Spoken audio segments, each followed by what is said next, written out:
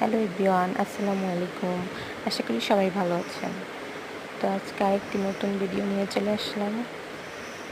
প্রথমে বটবটি আলু দিয়ে ভাজি করলাম। পেঁয়াজটা আগে ভেজে নিয়েছি, তারপরে এগুলো দিয়ে দিয়েছি। তারপরে সামান্য পরিমাণে হলুদ দিলাম। আজকে কোনো রেসিপি না, মানে এমনি একটু ভিডিও করলাম আর কি। তো এই জায়গায় লবণ দিয়ে দিয়েছি, এটা দেখানো হয় নাই। এই যে রেডি হয়ে গেছে।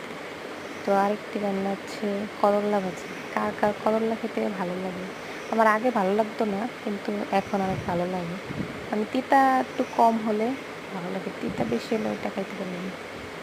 তো এই জন্য করল্লা ভেজে নিয়েছি। করলাটা একটু হালকা কাঁচা কাঁচা থাকলে এটা ভালো লাগে। অনেক মানে এক একজনের এক এক পছন্দ। অনেকের আছে একেবারে ভাজা ভাজা হইলে ভালো লাগে, অনেকের আছে কাঁচা। তো এখানে আলু ভর্তা করে নিয়েছি।